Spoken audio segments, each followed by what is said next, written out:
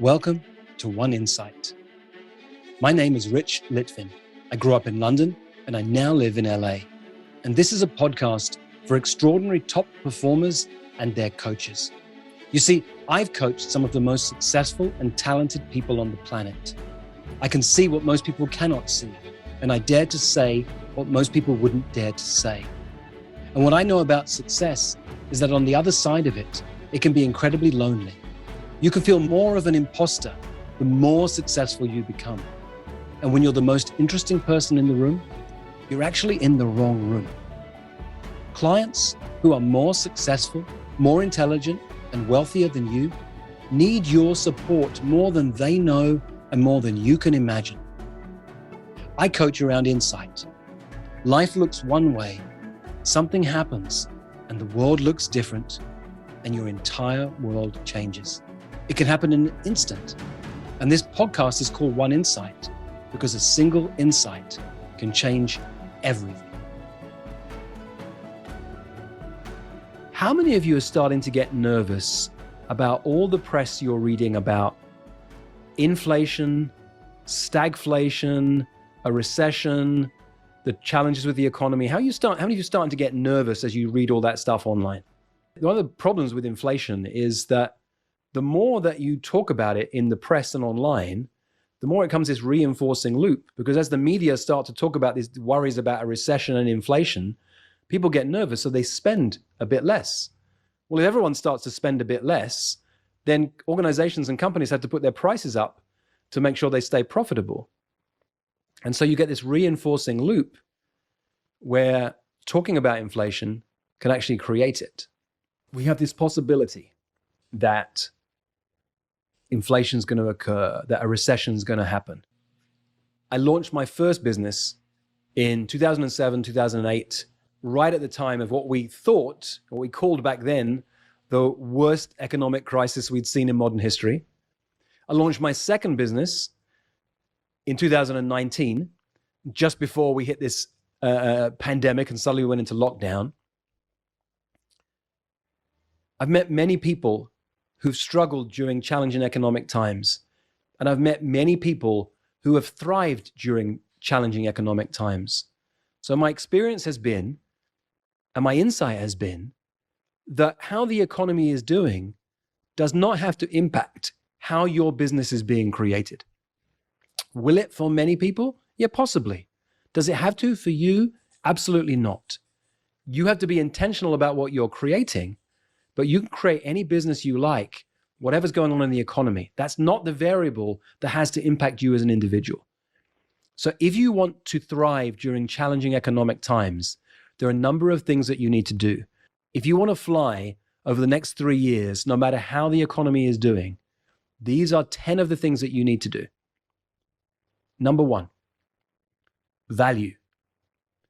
Create so much value for your clients that you can increase your prices when everyone else is decreasing theirs. Create so much value for your clients that you can increase your prices when everyone else is lowering theirs. When the economy gets challenging, everybody starts going in this direction, lowering prices, giving special offers. If you do the same as that, you'll be the same as everybody else. The way you stand out is either by not lowering your prices or by actually raising your prices. And how do you do that? You create more value. You find more and more ways to astonish your clients. That's your job, client astonishment. Number 2, community. If you want to thrive when the economy is in challenging circumstances, build community. Build and nurture a community who's so grateful for your support that they're happy to invest in it when they're cutting back on everything else. So whether that's a Facebook group where you start to nurture a small group of people, whether you use mighty networks like we've begun to do, doesn't matter what you do, start to create a small community. It can be the 5 one-on-one clients that you have. Let them know, hey, I've got 5 one-on-one clients. I'm going to create a space, let's say in Mighty Networks, where we can interact with one another. And I will share ideas and I will share thoughts and challenging questions only for my community that I don't share outside in the world. Number 3, client astonishment. Make client astonishment part of the lifeblood of your company. Client astonishment is where you're thinking about ways to, it relates to what I said earlier about creating more value, ways that you can astonish your clients. I hired once a client astonishment officer for my business. And then I let go of her. It didn't seem to be working very well. I hired a second one and I had to let go of them too until I realized, because I realized, client astonishment is a value of my business. It's not a person. It's a value. We all have to think in terms of client astonishment. If you want to thrive when the economy is booming, think about value, think about community, think about client astonishment. Number 4, creativity. If you want to thrive over the next few years, you need to be more creative than you have ever been. Write something once a week, record something once a week, make a video once a week, do it more if you like, but create. Play with rough ideas constantly. Get ideas from other people and repurpose them as your own. I mean, don't. It's plagiarism if you just pretend it's your own, but take ideas from other people and say, hey, I read this article by so-and-so. I just finished a book by so-and-so. Here's my summary of this great book. It doesn't matter what you do. Share stories. Share stories about your clients. Share ideas and stories and be creative. And here's an idea about creativity that changed my life. Review your current offerings, the things that you're running, programs and so on, and your current clients.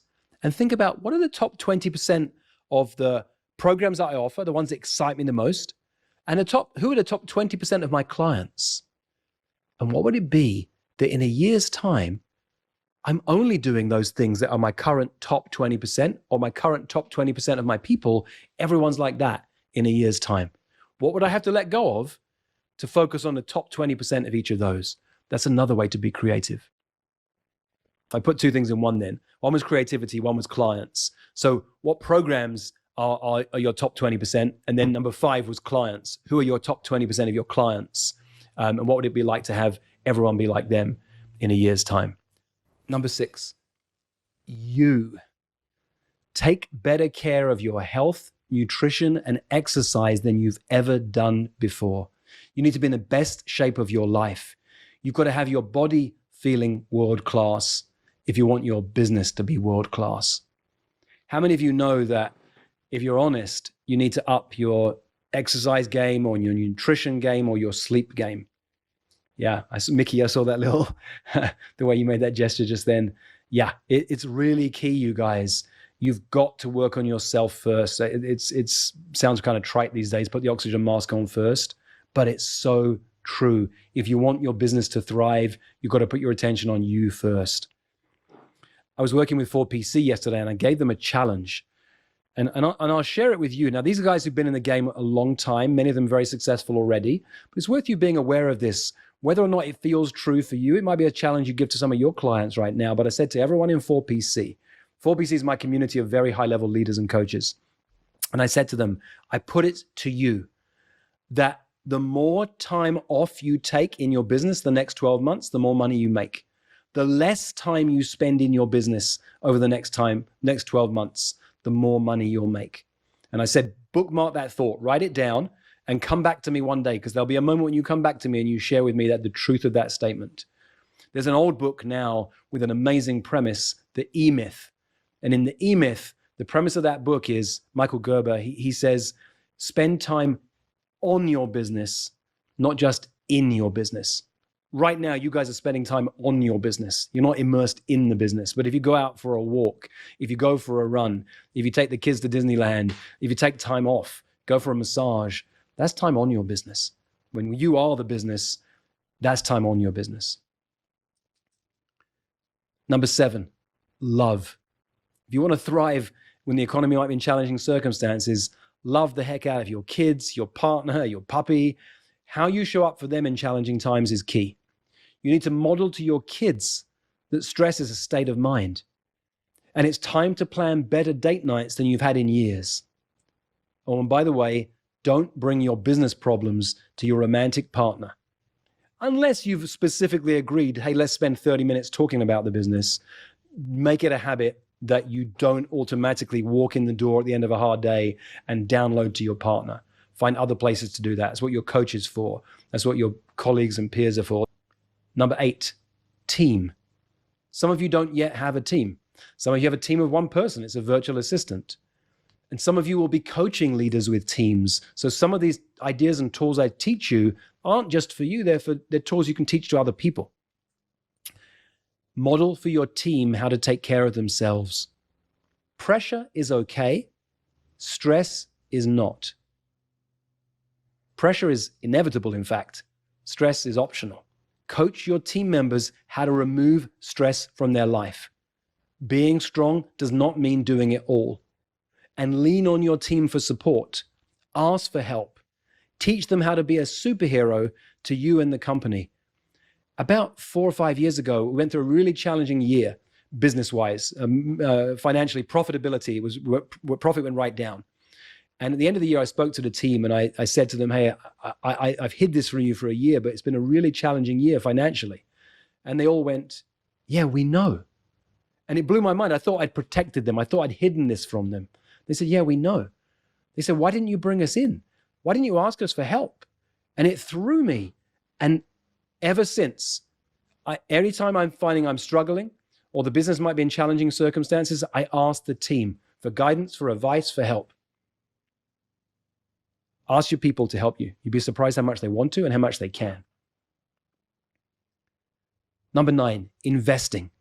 In challenging circumstances, invest in your own coaching and training like never before. Invest in your business, not the stock market, not gold, not crypto or NFTs. Invest in yourself and your business first. When you invest in yourself while everyone else is cutting back, you'll stand head and shoulders above the crowd. And when the market takes off again, you'll fly. For most of human history, it wasn't called coaching, it was called leadership. And it's what I love to do, to coach people, to lead people, and to mess with people's thinking. If you'd like more of this, or if you'd like to learn more about our community of extraordinary top performers, go to richlitvin.com/oneinsight.